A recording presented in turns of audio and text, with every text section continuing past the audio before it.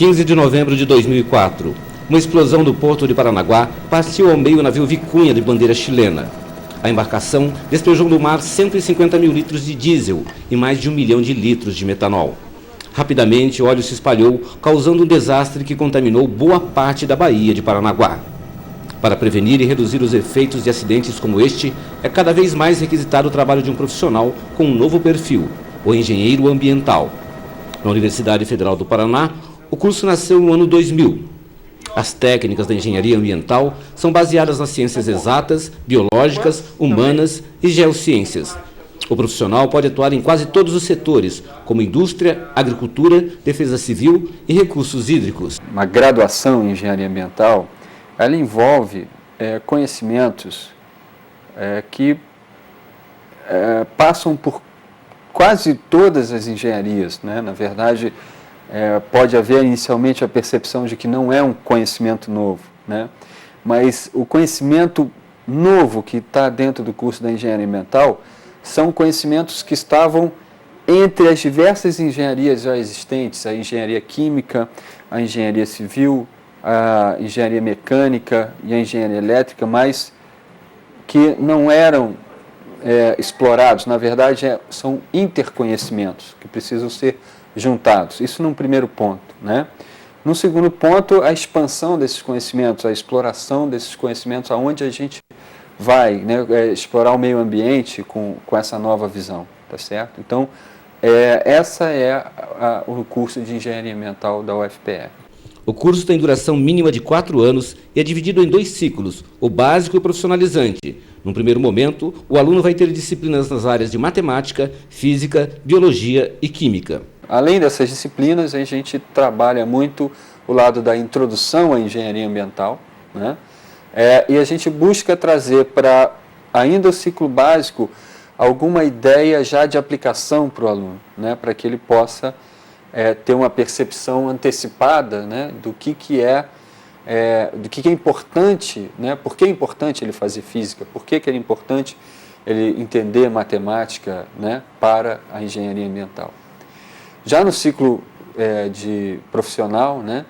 A gente ainda tem um trabalho mais forte na matemática, né? Visando um pouco o público de alunos que está muito interessado numa área de pesquisa, né? Numa área científica, onde a gente julga que ele tem que ter uma formação matemática bem sólida, né? E as disciplinas de aplicações, como disciplinas de mecânica dos fluidos, que é uma disciplina central, disciplinas que tratam a parte de poluição, tanto na água, no ar, solo. Esta turma está no ciclo profissionalizante. Os alunos do professor Afonso assistem aula da disciplina de Sistemas de Monitoramento e Gestão Ambiental. Essa é uma disciplina que já está inserida na parte do ciclo profissional, né? E é uma disciplina que tenta juntar toda uma teoria, né, voltada para a parte de monitoramento ambiental, com as questões mais importantes de gestão, né? Então, nessa disciplina, os alunos têm uma noção muito forte de como que funcionam os sensores, né? E hoje em dia os sensores têm evoluído bastante, junto com a parte eletrônica e toda a parte de sensores embarcados em satélites, né? Então, essa disciplina, eles têm toda essa teoria de sensores e depois passam a trabalhar com diversos cenários de monitoramento, né? Monitoramento de variáveis ambientais. Então, eles saem dessa disciplina com uma noção muito forte de como desenhar redes de observação meteorológicas, hidrológicas, de qualidade do ar, de qualidade da água, né? E juntar isso, mais do que isso, né? Juntar isso com sistemas de gestão e controle de todos esses recursos. Engenharia ambiental é considerado um curso difícil e o aluno precisa ter em mente que, além de estudar as disciplinas específicas do curso, tem que ler muito. A gente nota que a falta de leitura, a falta de aptidão e de vontade, de curiosidade de ler, se ela existe, a falta, ela vai prejudicar o desenvolvimento do curso. Agora, se existe essa predisposição, essa facilidade de leitura, com certeza o aluno vai navegar com muita facilidade dentro do curso. A área de engenharia, e engenharia ambiental em particular, ela demanda muita ida a livro, a literatura, né? Como é uma área muito multidisciplinar, né? Interfaceia com diversas áreas do conhecimento, o aluno não pode, isso é um outro aspecto importante, ele não pode estar refratário ou resistente a novos conhecimentos, né? A novas linguagens. Isso o profissional da área de engenharia ambiental tem que estar disposto a fazer isso. O profissional de engenharia ambiental utiliza técnicas de diferentes áreas. Uma delas é a modelagem, que aqui foi usada para calcular os efeitos do vazamento de óleo no navio Vicunha. Modelagem computacional é basicamente uma idealização da natureza ou de um processo qualquer que ocorre, fisicamente, quimicamente, biologicamente.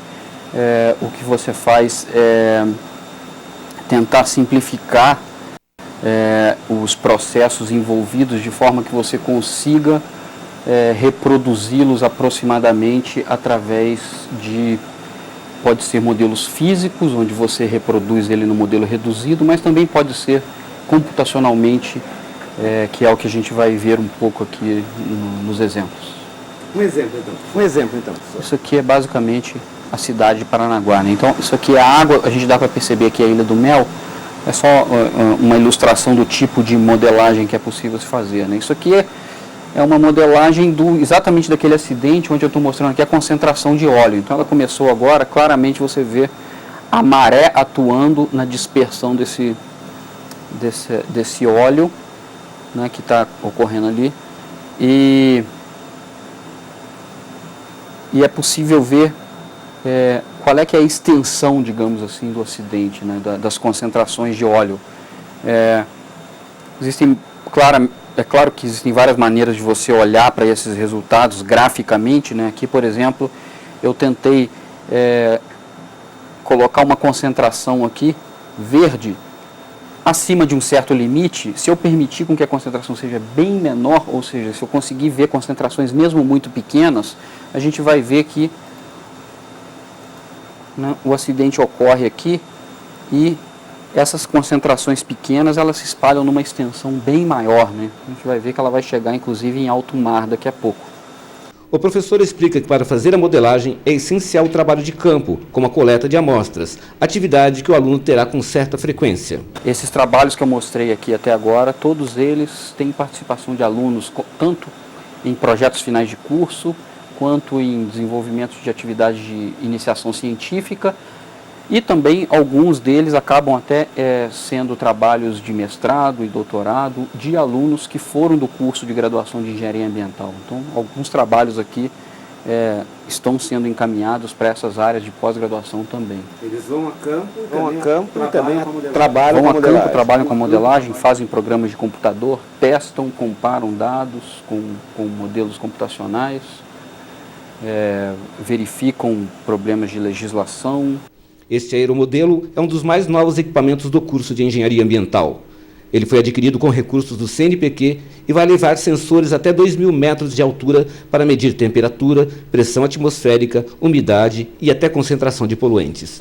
Esse é um projeto financiado pelo CNPq para a gente calcular, medir, nas diversas épocas do ano, a espessura da camada de mistura, que é a região da atmosfera onde existe misturamento de poluentes, né? Então essa camada ela pode ser bem fininha no inverno, da ordem de 400, 200 metros até, e no verão ela pode chegar a quase 2 quilômetros. Então basicamente o projeto é determinar como varia a espessura dessa camada de mistura ao longo do ano. E o resultado a partir daí? O resultado é uma informação muito importante para modelos de qualidade do ar. Então, como todo mundo sabe, no inverno existem episódios de poluição mais graves justamente porque essa camada de mistura ela é mais fina. No verão essas condições de misturamento melhoram, mas na verdade a gente precisa medir isso para ter uma boa ideia de como isso funciona e depois isso entra em modelagem de qualidade do ar, que precisa dessa informação para calcular a concentração de poluentes na atmosfera. Isso pode ser extrapolado para outras regiões? Aí é que está, não. É por isso que é tão importante você fazer medições locais. Então, no caso de Curitiba, por exemplo, nós não temos ainda medições de alta resolução dessa camada limite atmosférica e, portanto, a gente ainda não sabe direito qual é a espessura dessa camada de mistura ao longo do ano. Formado, o engenheiro ambiental pode atuar em órgãos públicos, indústrias e empresas de engenharia envolvidos com questões ambientais, na adequação ambiental de empreendimentos e no desenvolvimento de tecnologias de proteção ao meio ambiente. As empresas têm uma percepção diferente do meio ambiente e começam a entender qual é o papel do engenheiro ambiental, né, qual é a contribuição que ele pode dar dentro da sua empresa. É uma área pouco explorada, né, pouco percebida e que é de um altíssimo nível de trabalho, eu diria, por exemplo, bancos que trabalham muito com fusão de empresas, compra e venda de empresas, de ativos, né?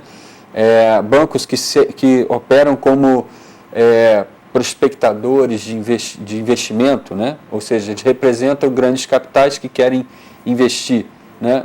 Na hora de comprar e vender empresas, quem é que avalia um passivo ambiental, né? Os bancos estão hoje correndo atrás fortemente de profissionais da área de engenharia ambiental, investindo nesses profissionais no treinamento para que eles possam integrar seus quadros aí técnicos, né? Então, a área de consultoria, né? Claro que isso já prevê que o profissional tenha pelo menos alguma experiência. O que você recomendaria para quem pretende entrar no curso?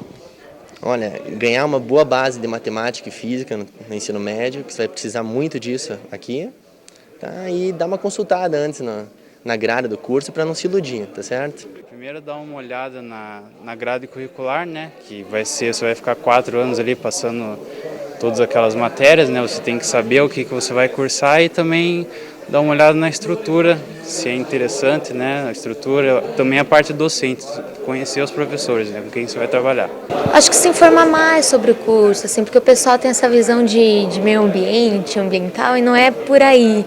Tipo, é engenharia, assim, sabe? É matemática, é física, não é só meio ambiente, plantinha, não, nada a ver, assim. É uma engenharia bem pesada, assim.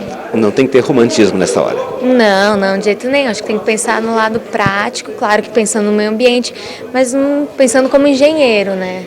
Não há mistério, é estudar. E se ele tiver alguma dúvida, na dúvida ele tem que estudar. E esse é o procedimento que ele tem que adotar dentro do curso também, né? Diante até das dificuldades que a gente colocou. O nosso curso tem se destacado aqui na universidade por ser um curso que tem um discurso consistente nesse sentido da dificuldade, o que a gente tem fornecido para os alunos de informação e como a gente tem cobrado. Isso tem dado resultado. Ainda sentimos que o aluno demora um pouquinho para ter essa percepção. Então, acho que a preparação psicológica, no sentido de entender que esse é um momento que ele entra na universidade, ele precisa ter uma mudança de comportamento, né? Não é morrer para o mundo, né? Eu diria até que é bom a gente se divertir, é bom a gente ter os momentos de, vamos dizer, de lazer, de convivência, isso é importante, né? Mas eu acho que a maior preparação é essa preparação psicológica, né? De saber que ele está entrando numa universidade, que é uma etapa nova, né? E que ele vai ter que estudar muito.